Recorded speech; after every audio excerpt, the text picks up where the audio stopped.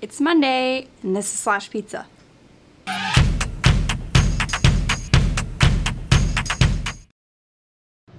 Hey everyone, and welcome back for an incredibly late Slash Pizza. I am, of course, Katie, and I am not dead. I'm so sorry that I skipped a couple of weeks for you guys, but being sick just took a lot out of me a couple weeks ago. And then last weekend, I was actually in Las Vegas for the North American Continental Championships for the World of Warcraft trading card game.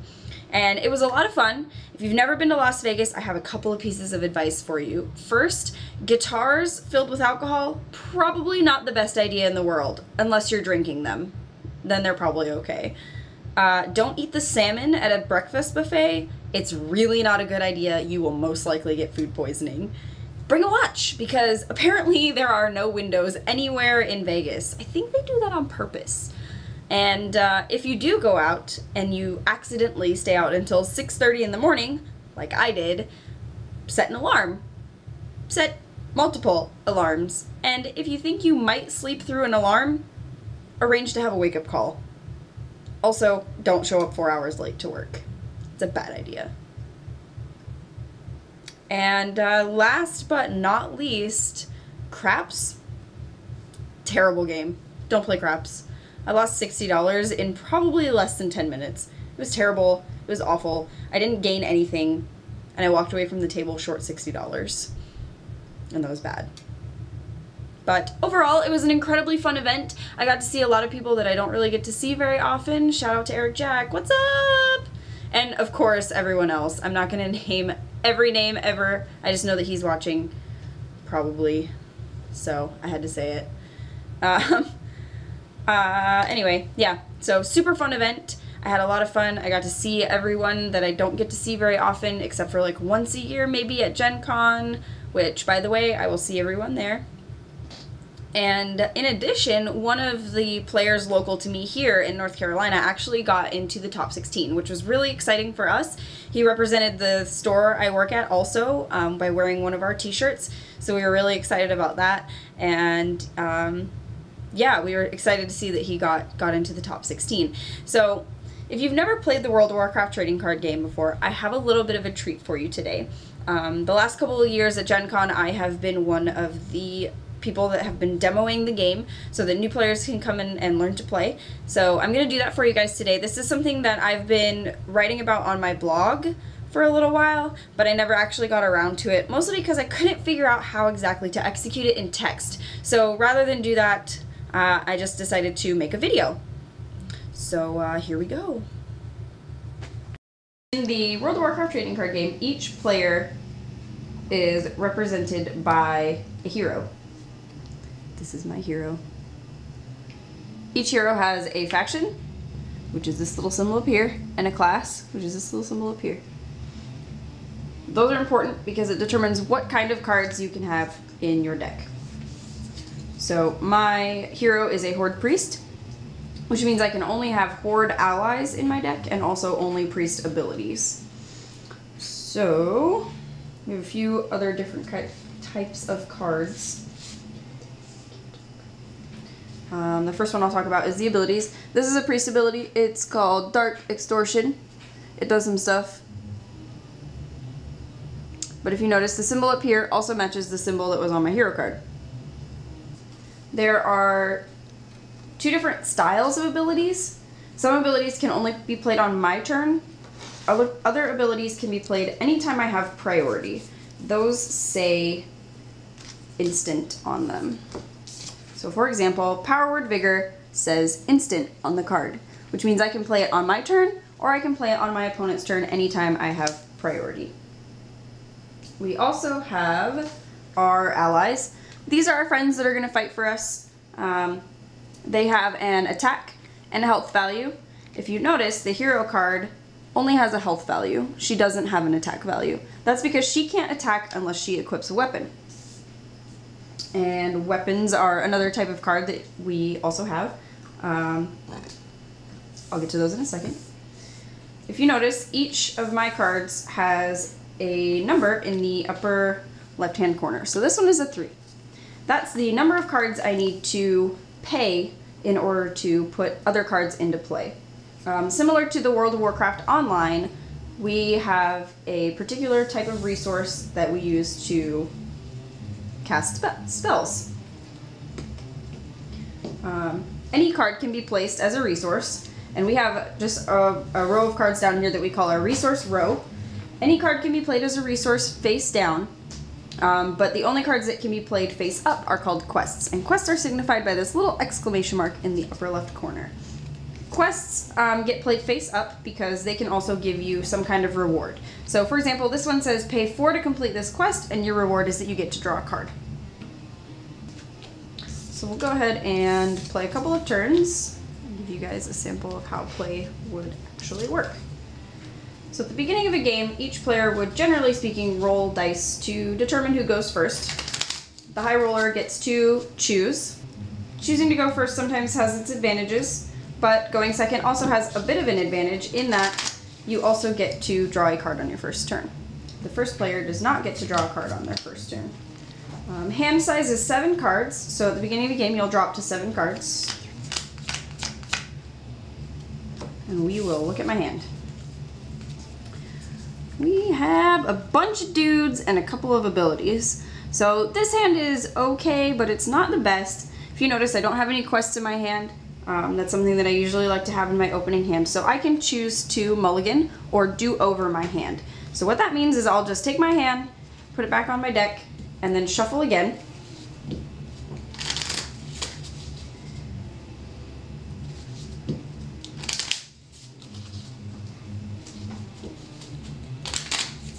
That was a terrible shuffle. And then draw back up to 7 cards. Now, I can only do that one time at the start of a game, and I can't do it more than once. So this hand is kind of equally not as good because I still have very little variety, but I do have some quests, so that's okay. So I'm going to go ahead and go first. I'm going to take my 1 quest card, doesn't really matter which one, place it as a resource. I'm then going to exhaust the card by turning it sideways. This signifies that it's been used, and then play my 1 cost ally. Now, when allies come into play, they cannot immediately attack. They're very tired. They gotta take a break first. So she cannot attack on this turn, but she can attack on my next turn. So since I have nothing else that I can do because I'm completely exhausted here, I will pass turn to my opponent. Alright, so at the start of my opponent's turn, he will draw a card, and then he will play his cards just as I did on my turn. So he places a resource. He's going to exhaust his resource and play a card. Now this ally is a little bit special. She has what's called ferocity. Now that means that she can attack on the turn that she comes into play. Only allies that say ferocity can attack on the turn that they come into play. So I'm going to assume that he's going to attack me, and I take 1 damage to, he can choose to attack my ally or my hero. So I'm going to take 1 damage to my hero. So that puts me down to 25 life remaining. And then he will pass the turn to me. At the start of my turn, I will ready all of my exhausted cards and then draw a card for my turn. I'm going to place another resource. So now I have 2, but I don't really have anything that I can play for 2. I have a couple of things I can play for 1. So I'm just going to pay 1 here and put in this guy. And this guy says when he enters play, he deals 1 fire damage to target hero. So I'm going to play him, and I'm going to say target hero is my opponent's hero, which is over here, apparently. So I'm going to deal 1 damage to my target hero, which puts him at 27. Okay. Now, he can't attack because he just came into play, but this person can attack. So I'm going to say I'm going to propose combat at your ally for 2. And she deals 2 damage. She deals 1 damage. She has 2 health and she has 1 health. So they don't actually trade, which just means that my ally would kill his ally and his ally would kill my ally because they deal damage at the same time. So they would then go to my graveyard, which is just a discard pile. Just move this guy over to keep things nice and neat, and that is the end of my turn.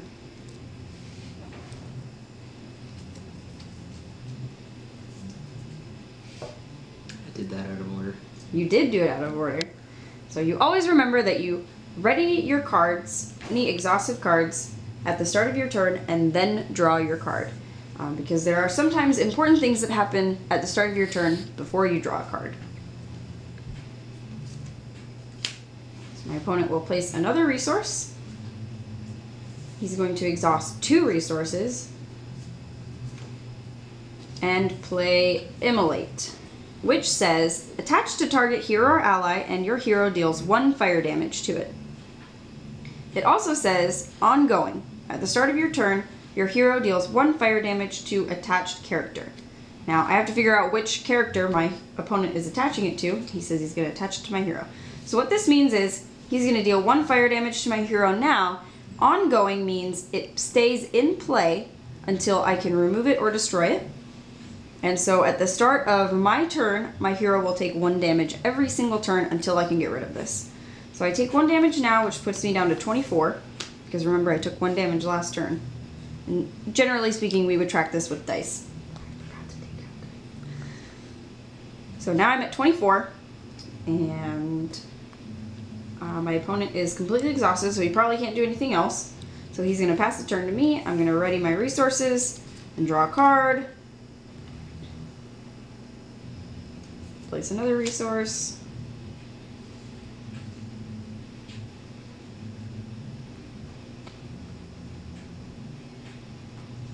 Then I'm going to play Favor of Spirit, which says, attach to target friendly ally.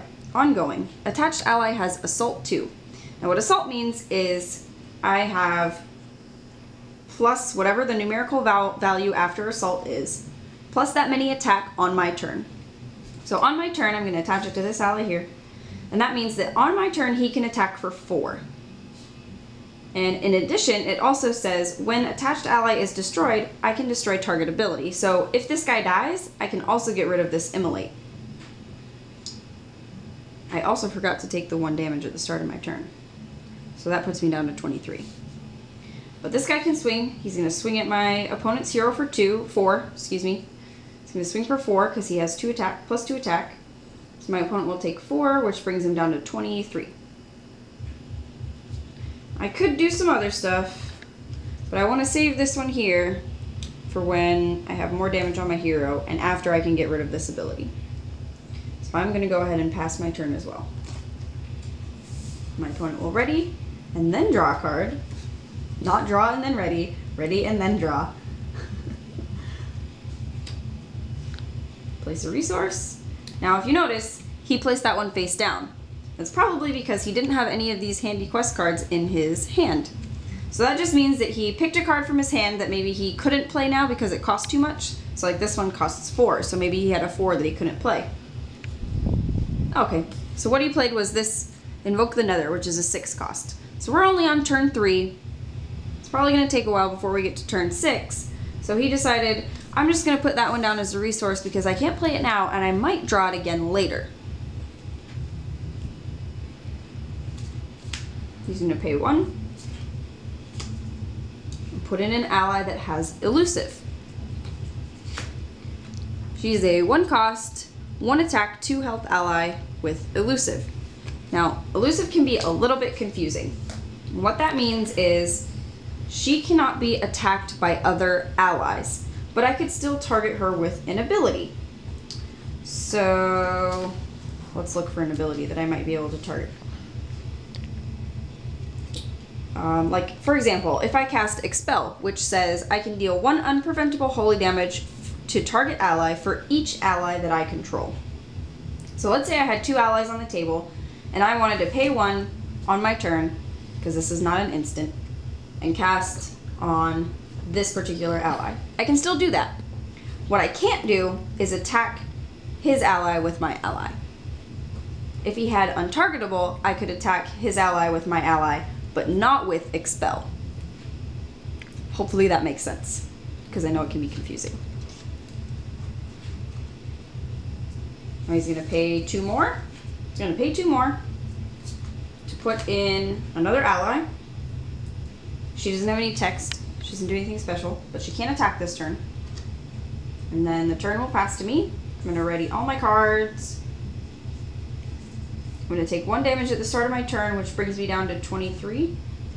Then I'm going to draw a card. I have another quest I can play, so I'm going to play that.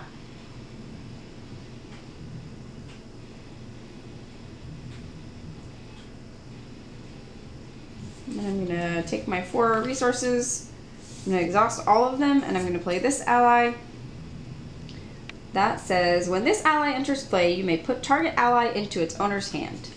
And I'm going to say that he should pick up this elusive chick. And then I'm going to sacrifice this guy. I'm going to swing him into his other ally for 4. I'm going to take 2 back, which means he dies. But because I have this ability attached to him, it says I can destroy target ability when this ally is destroyed. So that means I can get rid of this thing and stop taking 1 damage every turn. But my ally also dies, so he goes to the graveyard. He can't attack because he just came into play, so I would pass the turn.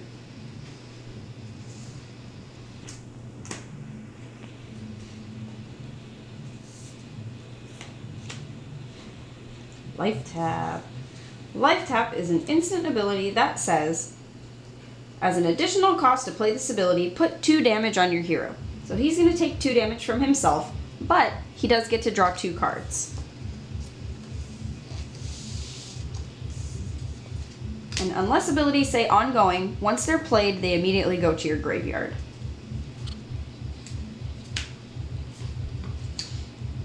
He's played another person with ferocity. So she's going to attack my hero for 1, which takes me down to 21. He's going to pay 1 more and put his elusive person back into play, which is fine. And then he passes. I ready. I draw. I don't have anything that I can place as a resource. Or rather, I don't have any quests that I can place as a resource, so I have to make a decision. And if I place a resource, I can play any of these cards. It's just a matter of which one I actually want to play. This one's pretty good. I'm going to place this one down as a resource because I don't really want to use it. And I'm going to play Mind Melt. Mind Melt says it's a shadow talent. So that means that my hero has specialized into shadow. Shadow damage is her specialty. There are also discipline talents and holy talents, which are more like healing usually. But this means that I can only have shadow talent cards in my deck, and they specifically say shadow talent on them. So this one says I deal 3 shadow damage to target hero or ally, and that character's controller discards a card for each damage dealt that way. So I'm just going to do that to his hero. How much? 3. So since he's only got 3 cards in his hand, his entire hand is going to be discarded. And then I can attack for 2 on your hero, which takes you down to how much? 19. 19.